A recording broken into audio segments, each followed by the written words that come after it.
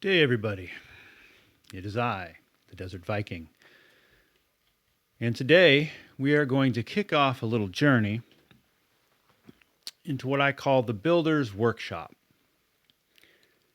Now, for the next however long, 30 minutes, however long it's going to take to move through the introduction here, I want to give a little context into what this is and why I'm doing it.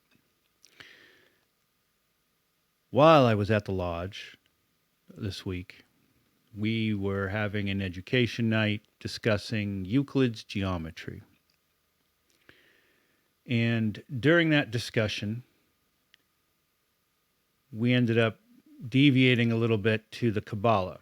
That's probably my fault, because that's a subject that I know a little bit about, so I like to talk about it. And one of the guys there asked me, because what we were talking about specifically on the Kabbalah was, how do you meditating on the Kabbalah? How do you meditate on the Kabbalah? And he asked that. How do you even go about doing that? Because we talk about all kinds of different topics. We talk about the Kabbalah. We talk about Hermeticism. We talk about alchemy. We talk about various esoteric topics. We're talking about Euclid's geometry. All of those can seem like wild, piecemeal topics to discuss without any context. And part of that's intentional. Part of esoteric studies is that you are not given the answers. You have to dwell on them a little bit. You have to meditate on them. But that being said, sometimes when someone is showing interest in a topic, it is helpful to give them that first key. And that's what this is. This is for those seeking a path, that first key. And this first key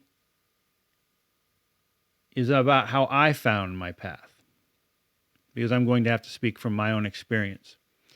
Now, it's important to note that before we begin, there's two things I want to discuss before we begin. Number one, I am not a guru.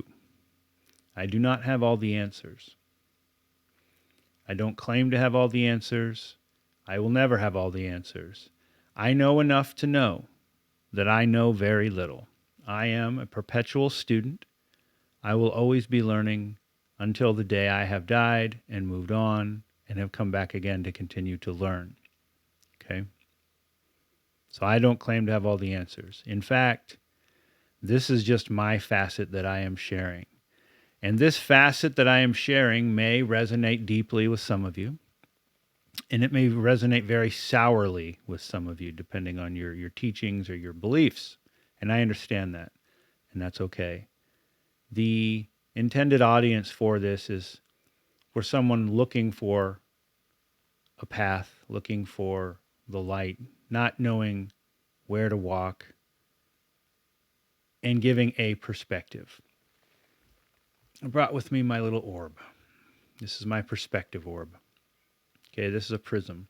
It's a glass orb. It's one of the symbols of my life.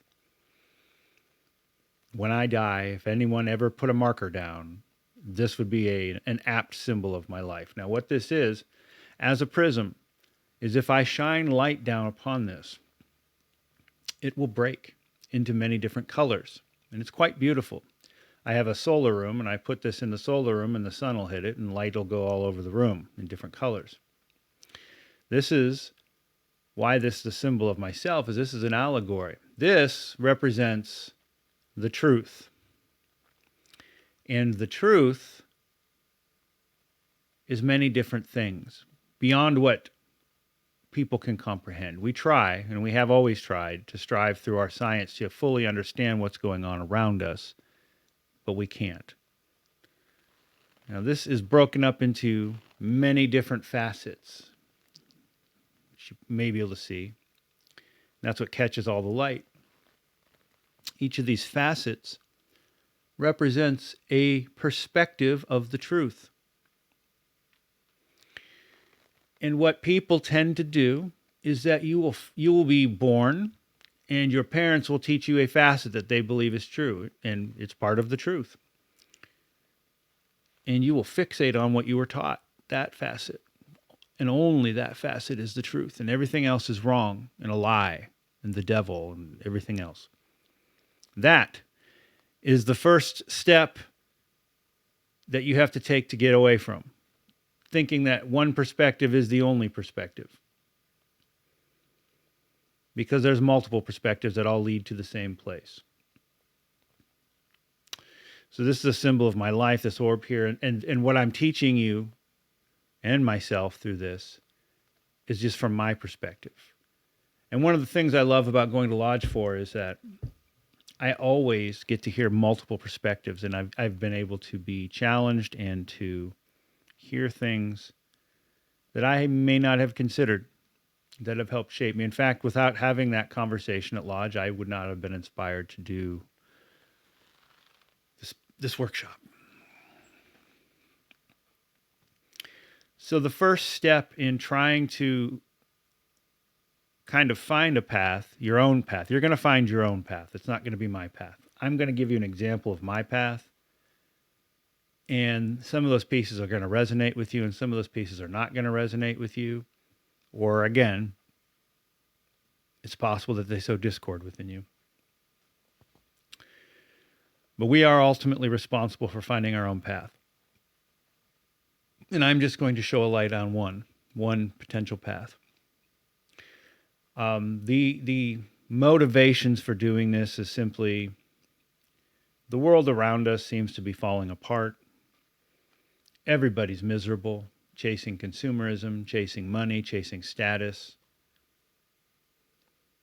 And we all talk about, like, if you go out to the internet and you can watch videos, you can read articles, but people talk about it all the time. But no one really discusses how to do anything about it other than work harder, make more money, and one day you'll be happy. So I want to offer a different perspective on that. I would like to shine my light in this area. And again, maybe it's something you won't care much about or much care for.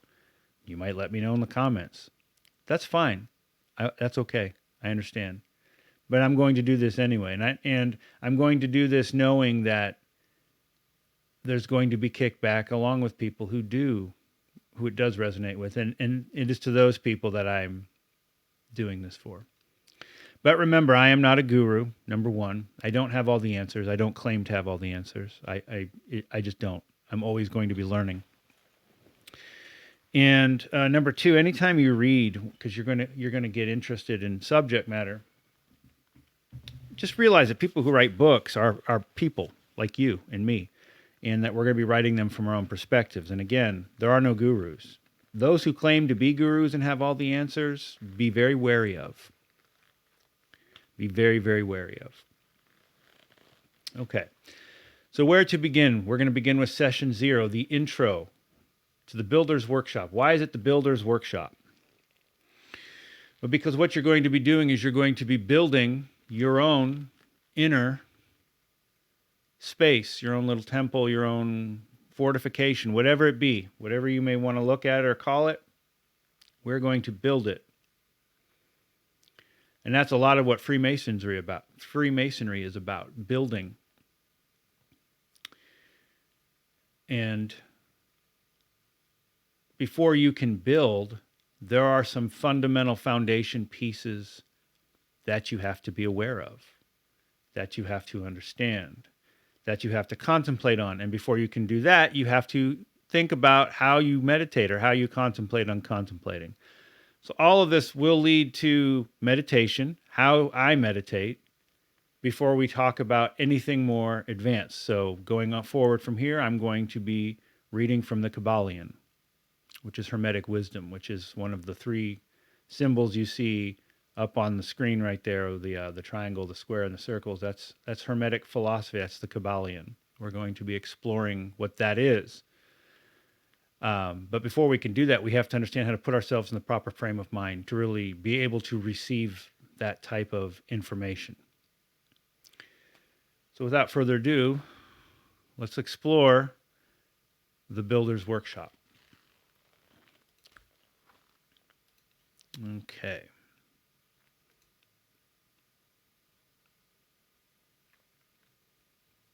The Builder's Workshop.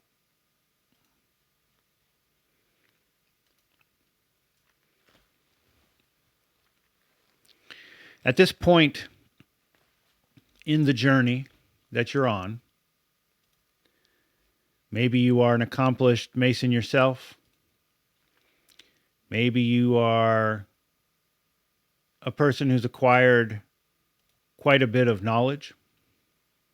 Maybe you're just starting out. Maybe you're young. Maybe you're not young, but you know that there's something more than what you have been told exists, right? We all, and I believe this, so I'm going to have to delve into a little bit of the woo-woo here, but yeah, I'm going to have to do it. I believe that we are all shards of God. We all contain the light of God within us. The kingdom of heaven is found within our hearts, men and women alike. And that light resides inside of us and lets us know there is something more than what we can see. Now, it is a scientific fact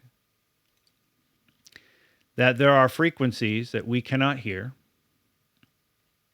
We know that. It is a scientific fact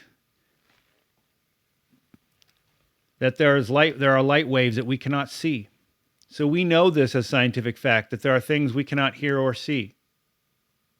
And we take that as a fact and we accept that is a truth. The amazing thing about is our ancestors strove to reconcile the spiritual woo-woo with science. And as we hit a dark age during the rise of theology, an Enlightenment period came about and a Renaissance came about during the late Middle Ages, where once again we strove to reunite the spiritual woo-woo with science. And I would argue that in the 18th and 19th century saw a pinnacle, and the early 20th century saw a golden age of this unification. And since then, we have degraded down to simple materialism, industrialism. And we have forgotten. We have lost our way. We have lost our light. And part of the example is that there is a lot of misery and purposelessness. You know, the purpose for many men today is to take advantage of their neighbors and to cut their throats and to climb up on their corpse and claim victory and wealth, to do it for the sake of doing it. We have lost our way. We have lost our light. Now, getting back to what I was talking about, we know that there are things we cannot hear. We know that there are things we cannot see. That's scientific proof. Infrared, for example, we cannot see that. Dog whistles, we cannot hear a dog whistle, but a dog can. So we know that our senses are fallible. We also, many of us, believe in something other than this world, a God, or spirits, or angels, or demons and devils, and all of that goes in there. So we can't prove that part, but we have this innate knowledge that, yes, that exists. Now, if you believe that there can be a God, and you believe that there can be angels, and you believe that there can be demons, and you know that there are wavelengths that you cannot see, and there are frequencies that you cannot hear, to me, it follows that there is a host of things unknown to us that are well within the realm of possibility. This is not woo-woo. This is not magic. This is just not understanding everything around us. And physics today has started to show us and come back to uniting science with the woo-woo. I love that word woo-woo. Well, but that's kind of what it is, right? The spiritual woo-woo. So what science is showing us now is that particles can exist simultaneously in multiple realities. String theory. That science has shown us that there are multiple dimensions around us, that there is a lot more than just the 3 dimensions that we can perceive. The inner light tells us that these things are true, but we ignore them because we cannot yet prove them or see them. So part of what you're doing on this journey is to start listening to your intuition. It is a reconciliation of your logical mind with your intuitive heart, and they come and they form one. And that is where humans become their strongest. Now, we seek the light, but many of us start upon a ruined foundation. You've built up your own temple, maybe. You've let it fall to ruin, like the image here. And you have a choice now, and that choice is essentially, do I continue to build upon this ruined foundation, or do I wish to move further? Do I wish to rebuild something else? Now I'm going to share some stories. As a boy, I had discovered my quote-unquote astral temple. Now, what is an astral temple? An astral temple is simply a sanctuary that you build within you, and it is projected onto the astral plane, the realm above us, the realm below heaven, the realm above us. And my temple, and I remember it came upon me quickly, was a ruined, for lack of a better word, a ruined manor house sitting upon a hill. And it was a state of perpetual Halloween night. So there are clouds in the sky and the moon is shining down. So everything's bathed in moonlight, and it's surrounded by a forest. And it's surrounded by this forest that is bereft of all leaves, because it's Halloween. And more specifically, I come from the north, so it's a cold, deciduous Halloween. So you can smell the leaves on the ground. You can smell the earth, the dirt, preparing for the coming winter. And in the trees, you can see, if you visit, eyes. And these are the eyes of wolves. And these wolves surround my temple. And in the trees, you can see and hear the shapes of the corvids, the crows, the ravens. And that was my temple. As a boy, that was the site I saw. I drew pictures of it. That is where when I meditate, I go to that's my place. That's my sanctuary. Now in Freemasonry, we build a temple. And I did this before I knew what a Freemasonry really was. The astral temple is not isolated only to Freemasonry. And some Masons would even argue that this has nothing to do with astral temples, and that's great. I'm not here to argue about that point. To me, those two things are essentially the same. It's building that structure. This structure, this ruined structure, did not just start out as a ruined structure. It had been with me throughout other lifetimes, and I had let it fall to ruin. That's part of the path that I'm on today. The path that I'm on today is under a taskmaster. It's about learning lessons. It's about gaining wisdom and learning lessons and remembering who I am. That temple existed and has existed almost all of this life as well as a ruin. So how did I know about the temple? That's right. The first thing is like, well, you have this astral temple. That sounds interesting. How'd you know about this? I meditated on it. And just as I meditated upon my spirit animals, I meditated upon this temple. Now, I did not just know to do these things. My bloodline is from many different places, but essentially, esotericism, we'll just say, runs in my family. And I had come into contact with people as a boy who were also deeply rooted in esotericism, and they had more knowledge than I did because they were encouraged to learn this, and so they taught me how to do this, how to meditate upon this. So I meditated, and this is where I discovered this structure, and it stuck with me. Now we move into symbols. Who are you? This is another thing. Before you start building, you have to know who you are. You have to be able to identify the symbols that make you who you are. And a lot of this, again, comes from meditation. I'm betting that if you're watching this, you already know some of these symbols. These are symbols that, even if you don't meditate, have been visible in your life many times. The symbols that make up my life, personally, first, my first spirit animal that I discovered was the raven or the crow. And I discovered that as a boy. Moving into the army as a man, my second spirit animal that I discovered was the wolf.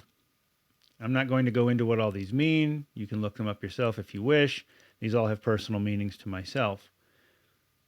But the crow and the wolf were important to me. And if you recall, in my astral temple, there were eyes watching.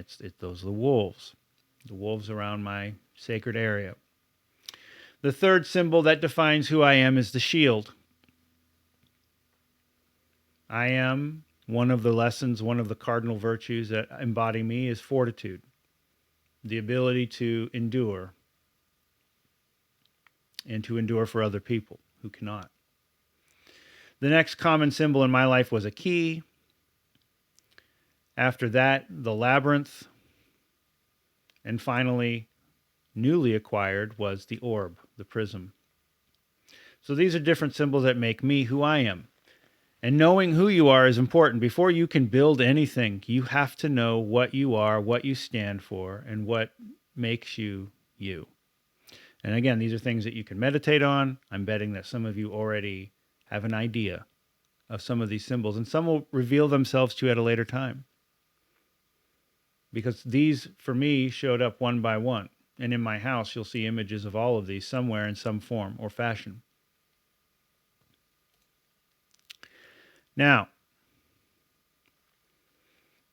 before you can go any further, once you've identified yourself, you have to destroy who and what you are before you can rebuild. You have to take those existing structures and you have to demolish them completely. For me, this took an insane amount of pain. This took being lured out to the desert by a weakness of mine, and that's love. A weakness of mine is love. And being lured out because this is where I'm supposed to be. I'm supposed to be in the desert.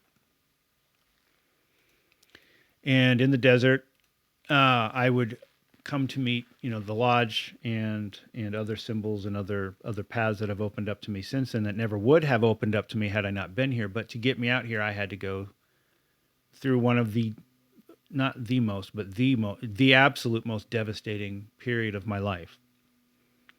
Of falling completely in love with someone, trusting them, and then having it destroyed. That led me to realizing that I had to destroy who I was. And this led me on the path of seeing the light through for myself, because every day was a meditation day for me.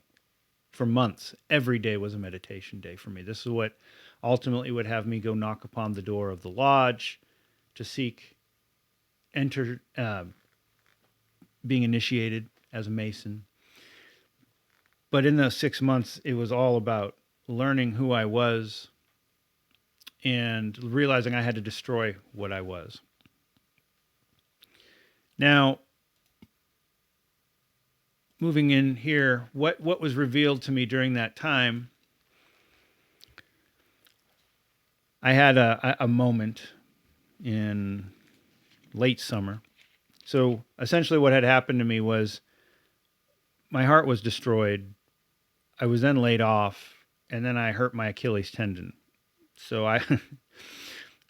it was a point where I had to look up and I had to do the gladiator pose and ask God, are you not entertained? Because that's what it seemed like. Like, I am your entertainment. And there was an answer I got. There was an answer I got, and that answer was simply, yes, I am entertained. Now what are you going to do about it? And that was a challenge to me.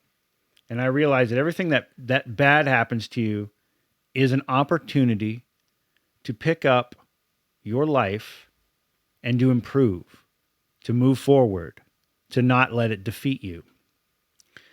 And I had a moment in late summer during this, is the worst, probably the lowest point, because I was crippled, I had no job, and I was, I was just destroyed emotionally. I was destroyed.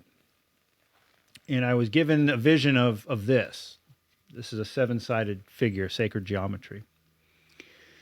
And it's not very often that you will be touched by, I don't know what it was, an archangel, my holy guardian angel, something spoke very clearly to me for that afternoon. And things just, it was like there was an ethereal wind whipping through my house. And I was drawing and I was writing like a madman. It was very, very inspired. And this is what I came up with. This is the 7 Gates of Rebirth, which is a book that I'm working on. But the 7 Gates of Rebirth are 7 gates that were revealed to me that I would have to walk through to be reborn, to be rebuilt, to have found my path again. The first was trauma. The second was death. And this doesn't mean physical death, or it can be physical death, but this was a death of myself. I had to die. And during the trauma period of the summer, going through the pain I was going through, I had to get to a point where I was dead. And once you've passed the death gate, you look for the third gate, which is Genesis. This is where you begin sowing the seeds of your return. And finally, you move through the golden gate of rebirth. And for me, the golden gate of rebirth represented my initiation into Freemasonry as an entered apprentice. The blue gate, representing the Blue Lodge, for me in this case, is the gate of the craftsman. This is where we are going to build. The 6th gate, the gray gate, is the gate of the west. This is the gate of Sophia, of wisdom. This is once you've built. And you never finish building, by the way. You continue to build throughout your entire existence until you reach the 7th gate, which many of us will not reach all these gates in any given life. But once you ultimately reach and have achieved the gnosis that you are here for, you achieve the white gates, the 7th gate, the gate of the east, where you basically, that is the gate of ascension. So that is the 7 gates of rebirth. This is my path moving forward. I'm relating my path to set a context for you. And this might have nothing to do with anything you're dealing with, and that's fine. But I want to set my context so that you can understand better what I've had to do to prepare myself to understand Hermetic philosophy, Kabbalah, all of these different things, meditation. So I want to dive into a little bit about the difference between esotericism and exotericism at this point, because this is another important foundation piece. So take everything I just said, file it somewhere, think about it. Now we're getting ready to move on to the next part of the introduction, which is esotericism versus exotericism. Exotericism and esotericism are parts of the same ultimate truth. So in the center of this shape here, you have what's called Metatron's cube, which is a piece of sacred geometry. Metatron is one of the archangels. He is the archangel of Kether. His twin is Sindolophon in Malkuth. Sindolophon was Ezekiel in the Bible. He was taken to the heavens in the chariot of fire. Metatron was Enoch, who was taken into heaven by God. As you can see here, we have the 6 major faiths of the world represented, all of which, as shown, are part of the same truth with a different facet. This is the part where some people are going to be challenged and where I'm going to get a lot of negative commentary, especially if you believe that your facet is the only correct one. The exoteric ring is the majority ring. This is where exotericism is where most people understand. Esotericism is more of an inner ring. This is where your mysticism and the woo-woo begins. Defining these two words, exotericism. Exoteric, intended for or likely to be understood by the general public, current or popular among the general public. From the Greek exoterikos, external or outside of. Now, exotericism is where most of the world resides, and it is from here that we can see. We put shapes and we put symbols and we put human figures on emotions or representations. The archangels, for example, we have a human countenance for all the archangels. You know, when we think of the archangel Michael, we see him with his sword of righteousness, as he's going to fight Lucifer, and he's in the armor of God. Or, you know, Raphael and Uriel, they all have different representations, and they all represent certain emotions or certain virtues, and we give a vision to those things. That is exotericism. Exotericism is the thing that we can see the most. You know, we can put a logical, concrete thing to that. Esotericism. Esoteric means intended for or likely to be understood by only a small number of people with specialized knowledge or interest. Hidden, mysterious, beyond the range of ordinary knowledge, experience, or perception. That which is to be communicated only to the initiated, from the Greek esoterikos, within or inside. So esoteric knowledge deals with abstract. Exoteric knowledge deals with things that you can put a shape to. Therefore, esotericism, talking about abstract issues, cannot be proven or shown in a concrete way, which makes it the woo-woo. It is intuitive. It is inside of us. And the thing with esotericism is that when multiple people come together to discuss an esoteric topic, be it the Kabbalah, Hermetic foundations, alchemy, it doesn't matter, you will get multiple results. And this is a striking conflict to someone who is very much only about science, right? And I'm an engineer, so I understand that. If it's not something I can prove, it's not real. The problem is that for me, where I come from, not only do I feel things intuitively, like, for example, when I discovered the Gnostic faith in God and how the Gnostics approach things, which rang bells inside of me that resonated strongly with me. But if you were to go back a few hundred years, you have to remember a few hundred years ago, science said absolutely that the sun revolved around the earth, and to think otherwise was blasphemy. It was heresy. If you were to go back 500 years from now, backwards in the past, and say that we're going to be flying and we're going to have laser weapons and we've been to space, all of that would be considered woo-woo. So the woo-woo to me is simply things we just don't yet understand. Does that mean it's all true? Of course not. It could just be someone making shit up. It could be. Again, I'm not a guru. I don't have all the answers for you, but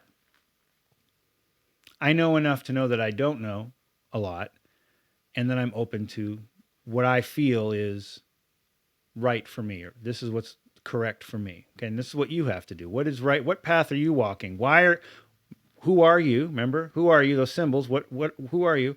And why are you choosing to walk this path? Why are you choosing to watch this video? Why are you choosing to think about this kind of thing? You have to be able to answer those questions. So understand the difference between exotericism and esotericism, because most of what I'm going to deal with is esotericism, and trying to communicate esoteric thought is difficult if someone's not ready or willing or able to receive that information. And that can insult some people as well. Like, well, who do you think you are? You think you're smarter than everyone else? We're all on different points of the path. No one starts off being able to understand this stuff. It takes several incarnations, as it were, to reach that. And we're all of different, various ages. That doesn't make one better or worse than someone. In fact, before I move on, I'm going to share something that I understand based off of what I'm just talking about there. Esoteric and people getting upset about the mystery schools being specialized. Like, oh, you're better than me? No, it has nothing to do with that. If you read the Apocryphon of John, which is the secret gospel of John, it's Gnostic. Jesus Christ came upon John, the apostle, and said a bunch of stuff. But one of the things he said, one of the good news, because the gospel is supposed to be good news, is that every living person, we all have the essence of God within, every single living person will eventually reach gnosis, will eventually reach that point that they understand and will have to make a choice. They will have to choose between accepting the gnosis and escaping this world, or basically enjoying the world so much that they want to stay plugged into the matrix. They know the steak isn't real, but it still tastes delicious, and stay within the matrix. And that is what many, at least in Gnostics, believe is the true hell. Those are the people that will be punished by a hell, by rejecting the gnosis. Now that's part of Gnostic dogma. But I thought I'd share that. Everyone will eventually reach a point where they understand the knowledge. Now what this wheel shows here is, these are the 6 major religions, the exoteric versions, the esoteric versions, and the truth that they're trying to find. I don't claim to know and be a deep expert on any of these. I was raised Catholic, and then my family converted to evangelical Pentecostal, so I have studied very well the tenets of Christianity to know this. I will say that the esoteric studies, like, for example, Judaism we read out of the Torah. The esoteric study of Judaism is the Kabbalah, which is a big part of, it's a cornerstone of my life, even though I'm not Jewish. And their truth is Ein Sof, which is essentially from nothing came something. It means not a thing. Ein. Christianity, the exoteric is simply the Bible and taking the Bible literally, as that is the Word of God. That is exactly how it's written, is what happened. The inner esotericism of Christianity is Gnosticism and the inner mysteries. The Jesuit priests who perform exorcisms, the Rosicrucians, those are all esoteric branches of Christianity. The Muslims, the Islamic faith, they have the Sufi and the Shiites. They came up with alchemy, and their truth is Allah. Okay, so, and so on. And then we have the Eastern philosophies here. You have Taoism, you have Hinduism, and you have Buddhism and what they believe. And what this wheel shows is that we're all part of the same thing. We're just a slice of the same thing, and we come at it from a different perspective. Every major religion has an esoteric branch. And from the necessary destruction and the death of the old self, we can now build the new. So here we have a destroyed plane, and you see the phoenix rising out of it. That phoenix, that's you. That's me. We have destroyed ourselves. We now have laid bare the foundation, and we are now ready to begin identifying what are the cornerstones of your life going to be. And every one of our cornerstones are going to be different. So here I'm going to display my 4 cornerstones. And maybe you have 3, maybe you have 2, maybe you have 10. Everyone's different. The temple that you build is going to be different than the temple that I build, the structure that I build. Okay, in the image here we have masons, and they're laying down cornerstones for pillars that are being erected. This represents my cornerstones in my temple, visually. All right, so what do we have? The things that I follow. We have, number 1, Hermetic philosophies. And in the Hermetic philosophies, I'm going to be reading from the Kybalion. On the next episode, we're going to move through the Kybalion and what that is. The second is the Kabbalah. And I spell it with a Q. You can spell it with a K. You can spell it with a C. There's different ways to spell it, but it's all basically the same thing. It is the tree of life, which can be meditated upon, which can which produces a great number of philosophical branches that you'll see doors opening up that you didn't know exist before. And there's a practical side of it as well. The third cornerstone for me is Freemasonry. Freemasonry teaches us to be better men. And how it teaches us to be better men is it teaches us to think about thinking, essentially. It teaches us to be forceful in how we think, meaning that our minds should not just drift aimlessly, but every action that we do, every type of speech that we undertake should have a purpose. And that we need to keep in mind the tenets of Freemasonry, the basic building blocks of Freemasonry, which help you to work with everything else in life. And the last cornerstone is meditation itself, which I'm going to discuss how I meditate and what that means. All right, so I've identified those as my cornerstones. You may not know what yours are. You may only know what one of them are. Some of these reveal themselves later on in life. And again, my cornerstones don't necessarily have to be your cornerstones, and likely they're not going to be yours. You're going to have your own structure, and it will be magnificent and wonderful and just as, awesome as mine.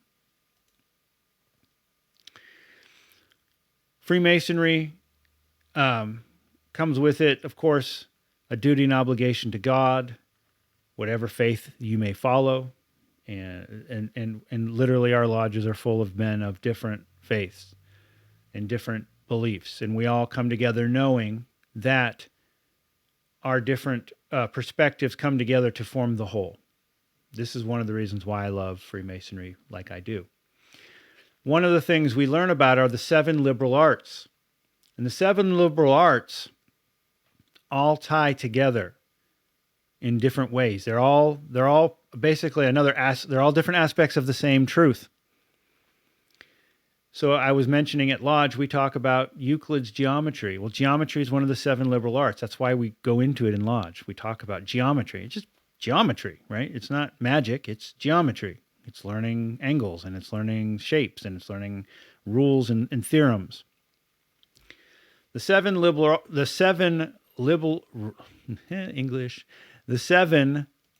arts. We have grammar, number 1. Grammar, the gateway of the arts.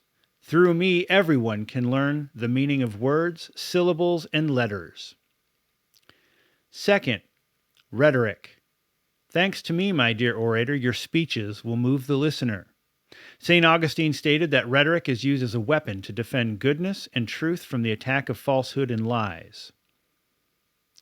Third, dialectic. This is logic. This is philosophy. This is why studying things like Plato and Socrates is so important. Understanding logic, understanding how to argue, understanding how to have a conversation with someone and not just break off into ad hominem attacks where you're trying to discredit what someone's saying because they did something bad, which has nothing to do with their argument, as an example, or by avoiding logical fallacies, such as circular arguments. And there's all kinds of different logical fallacies that you'll see every day. Dialectic is that, logic.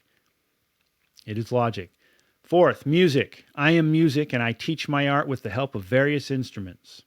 Vibrations and sound. Okay, music, if you notice, ever been to a concert, you'll know that you feel that powerful feeling, and it moves you. It moves people to dance. It moves people to move. It moves people to sing. It is vibrations. Vibrations are very powerful. Vibrations were used by the ancients for various techniques. Vibrations can put you in different frequencies, which can in turn enable or disable certain receptors. Vibrations are huge. Vibrations are also tying into the 5th element, arithmetic, because music and vibrations are math. You can measure them mathematically. Arithmetic, I have faith in numbers and I show how they're related to each other, which flows into geometry, the art of measuring objects at rest. With precision, I will measure the earth. And last, we move beyond the earth to astronomy. I owe my name to the celestial bodies and I predict the future. Astronomy is the study of the planets, the stars, the cosmos, the cosmic laws. So that's a lot of information to throw. And we end on the first step, which is simply meditation. How do I meditate? What is meditation good for? What's the point of it? Okay. Meditation does not have to be anything woo-woo. Let's just get that out of the way. Meditation to me is simply thinking about thinking. That's it. It is thinking about thinking. It is taking a moment to reflect. So you want to be careful here. There's a trap. There's many traps that can befall people. If I take a mirror, which I don't have a hand mirror, but if I had a mirror and held it up, there's nothing magical about a mirror, but it reflects. And from the mirror, I can gaze upon myself. And if you ever watch an animal look at themselves in the mirror, they're fascinated by it. What is that? What is that creature on the other side? We know that that's just a reflection of ourselves, but animals think that that's an actual real reflection. Well, here's the thing. As you're thinking about this reflection, you're looking at your actions, you're reflecting on words you've used, actions you have taken or failed to take. You can get stuck staring at that reflection. In the Harry Potter series, yes, I'm going to go there. We're going to talk about the Harry Potter series. Harry discovers this incredible mirror. And what this mirror shows is his deepest desire. And as he stares into this mirror, he is shown the reflection of his mother and father.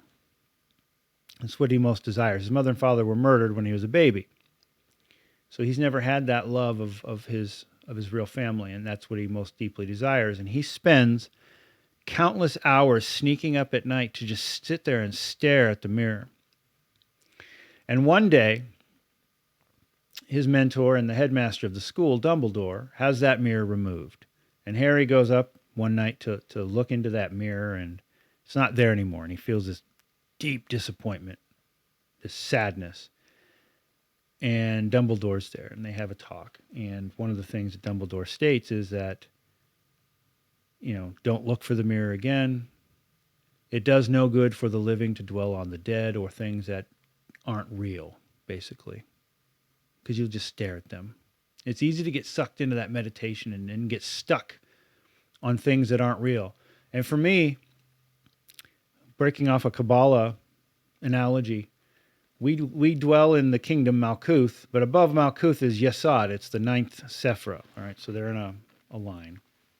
You can kind of see it in the picture there. If you look at the tree of life in that little image, it's the second one up. Yesod is the astral plane. It is where all of our actions and thoughts crystallize and manifest tangibly into things. It is also, as Dion Fortune calls it, the treasure house of illusions. Doors are locked, and if you can find the keys to some of these doors, you can find a great treasure trove of things that might be but won't. They're illusions. And one of the traps of Yesod is to get stuck in one of those rooms and just stare at these amazing illusions that are never going to be real. They're never going to be made manifest. They're there. We've thought of them. We think about them all the time. But they don't actually become anything real, but we live as if they are, which kills us. Ultimately, you waste your life. It's an important lesson to learn. I have chased phantoms most of my life. I'm a man. I'm not a guru. I don't have all the answers. I have failed in many ways. One of the things that I failed at is I have my head stuck in the house of illusions a lot, and I chase dreams that will never become manifest because it's not my purpose. But yet I'll chase them anyway. That's how I came to Arizona. That's how I came to be in the desert, by chasing something that wasn't real. And that was used intentionally as a tool to get me here, because it was one of my weaknesses. Don't get stuck in your head with meditation. Now, all that being said, it's important to be able to meditate simply because when we start talking about Hermetic philosophies or the Kabbalah or alchemy, or any of the other esoteric studies, you have to be able to take a little bit and come back and sit and do nothing but think about just that little bit. You cannot be in a race. Every day you should be meditating a little bit. The Kabbalah, for example, you could spend your entire lifetime on the Kabbalah and still only get a tiny little bit of knowledge from it. You cannot rapidly move through the Kabbalah. But what you can do is you can take a little bit. And in fact, and I don't want to make this conversation about the Kabbalah, but if you read the holy text, the Sefer Yetzirah, you can take little bits of that and do nothing but spend a week just thinking about a sentence and come up with all kinds of different, you're going to see all kinds of different things start to manifest inside of you, and the doors opening up and whatnot. That's meditation. For me, meditation can take many forms. Now, we see meditation as the woo-woo form here, and it can be. And this is a very powerful experience. I have done this. I enjoy this very much. So sometimes I do meditate like this. Now, I don't manifest a super cool looking, magical sphere in front of me, but internally I can feel, very powerful movements. Some people call this prayer. It is the same essential thing. Sometimes my meditations will simply be me going for a walk. Sometimes my meditations are when I go into the gym and I load up the iron on my bar and I begin to work my body. That's a form of meditation because my mind is still thinking. Sometimes, actually every night before I go to bed, I read a little bit. And so I'll read a bit of whatever I'm reading. I put the bookmark in, I put it down, I turn the lights off, and I lay and I think about that for however long. And I just chew on it. And in the morning, it's still there, and I chew on it. That's a form of meditation. So meditation doesn't have to be the woo-woo. It can be just stopping to think a little bit about what you've experienced or encountered. Or it can be full-blown woo-woo. And if it's full-blown woo-woo, well, you're going to have your own way of doing it. We all meditate in different ways. There's not one way to do it. For me, I have found that vibrations are powerful. You will... If you study any of the Golden Dawn, the Hermetic Order of the Golden Dawn, when they do their rituals and they intone through vibrations. So they invoke the names of the archangels through vibrations. When they meditate, they will invoke different vibrations by simply just putting themselves in the moment and then doing something as simple as this. And by doing that, that's vibrating, and you're feeling that vibration start to roll through your entire body, and you're going to find certain vibrations put you in certain states. One of the things that I like to do is you can go on YouTube and look up meditation music and type in Sith meditation music, and there's one that I like because the vibration puts me in the proper frame of mind, and I'll have that playing. It's a very low vibration, and it'll just bring me into my thoughts. And I will contemplate whatever it is that I'm contemplating, and I will do that for however long I need to. That's meditation. You're going to have your own way of doing it, and that's great, and that's what you need to look at. So that's going to conclude this part of the Builder's Workshop, and that's simply discussing the long line of, what did we talk about? We talked about you have to know who you are. You have to know what symbolizes you.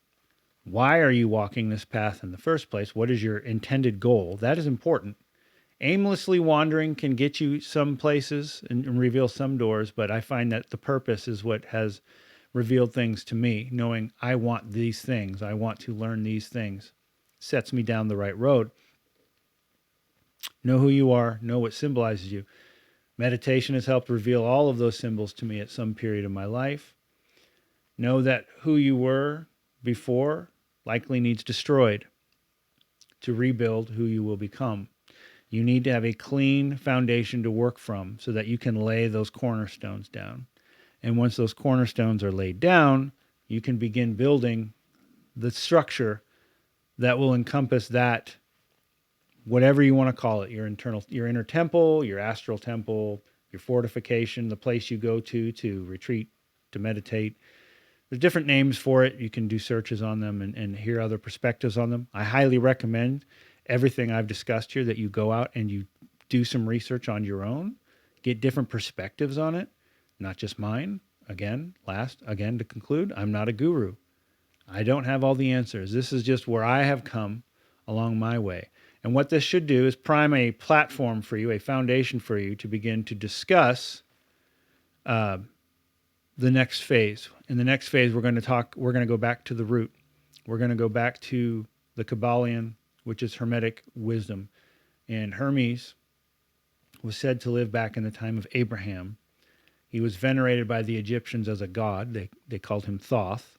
And the Greeks raised him to deity as well. We're going to talk a little bit about him and his philosophy. Next time we're going to go through the Kybalion, which is a small little book. Get it right here. This right here is the Kybalion. It's not very big. This was published in 1908. And we're going to meditate and reflect on that. So thanks for sticking with me. I said 30 minutes. We turned it into an hour, but it's just a lot of information to talk about. And if you have any questions, please feel free to reach out, leave a comment. I love to hear the comments, anything you might have. So till then, look forward to the next episode where we're going to get into the Kybalion, and I will see you then. Until then, think about what we've talked about here, and let me know your thoughts.